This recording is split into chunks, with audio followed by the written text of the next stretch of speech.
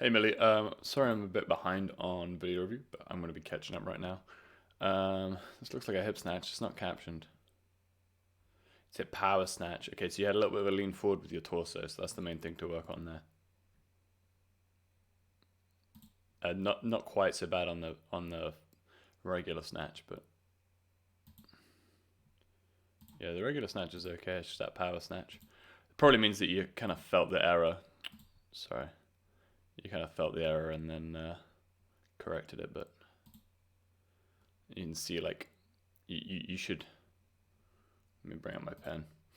Um, so leaning forward sort of creates this illusion that like the bar is close. When in fact, I mean, it's close to your body, but it's not close to the line of action that we actually want the barbell to be on.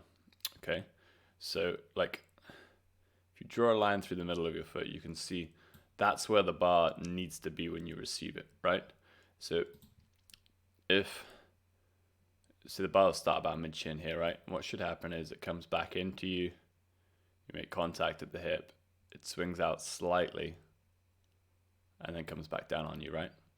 But if you lean forward, then like it will come out like this, then you'll receive it here. But because you're leaning forward, it will be close to your chest, but that's because your chest is coming forward to where the bar is. And instead, what we need to happen is like you keep the bar close. You see that lean forward again, but also you keep yourself balanced. So a way you can think about it is rather than keeping the bar close to your body, we want to keep the bar close to this, to the middle, to like a vertical line that starts in the middle of your foot. And when you do the lift with that line drawn, you can see just how far away from it is, if that makes sense. So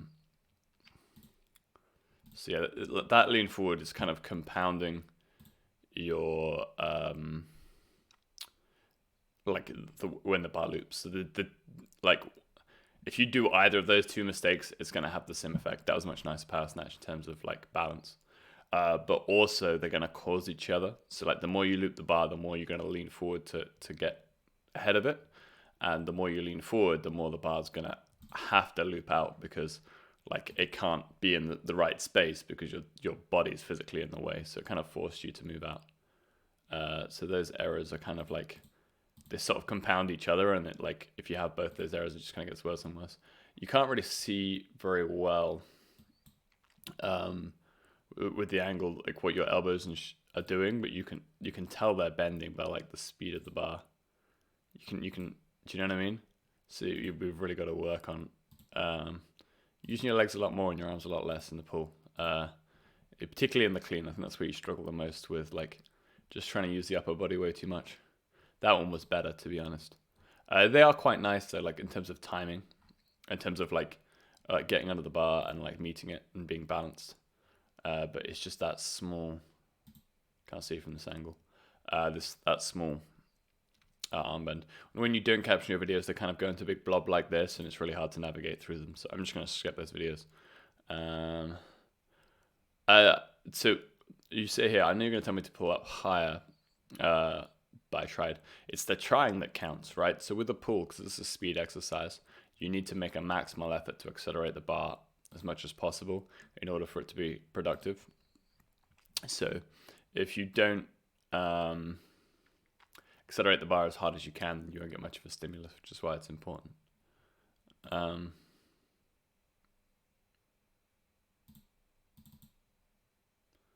let's see if this knee fully extends before you go under. Nope. Immediately bends, right? So there's two issues here. I wonder if I can get it to go back a frame. So first of all, we can see huge gap between you and the bar. And secondly, that you're not finishing with your legs, right? So the lack of complete leg drive is actually gonna like make the bar loop more, because your legs are what like make the bar accelerate vertically. Your hips, like this is kind of like a generalization, it's a bit simplified, but essentially your hips go forward and your legs go up. So if you have more like think about it this way: your hips impart horizontal force like that and speed, and your legs impart vertical force, right? So if your leg drive is really weak, then when you resolve these two forces, then you get this trajectory. Whereas if you instead did like a really powerful leg drive, then obviously you would get this. So do you know what I mean? Like if your leg drive is poor, then the ratio between leg and hip is going to be more towards the hip, even if your hips are moving correctly, if that makes sense. You'll get less straight pull. I think this is the crazy overhead squat PB where you hit 45 for 5. I think basically like your good job staying on the heel. Oh, this is a pause overhead squat. Okay. So that was good. Oh, okay. This is just multiple sets of pause overhead squats. You did a good job on that last set, keeping your heel down. Pretty good job on these as well. So that's a good improvement. Well done.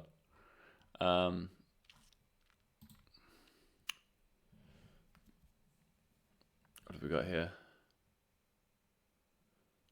That pull's really slow because it's all upper body. You need to get the power from your legs, and your arms are just going to keep it close. That's why the pulls are really kind of like lackluster. And you can see like that lack of like knee extension at the top of your pull as well.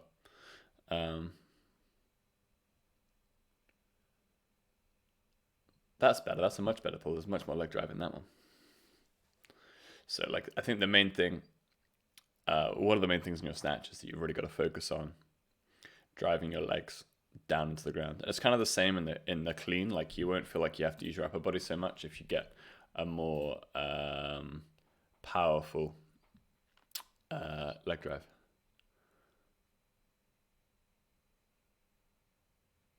Timing's better on with the arms there.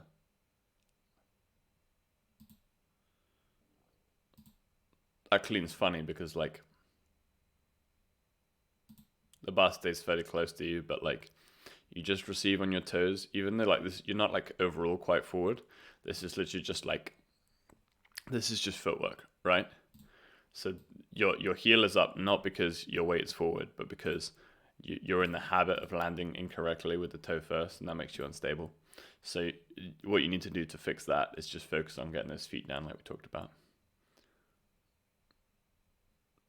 I like the way this hoodie turned out.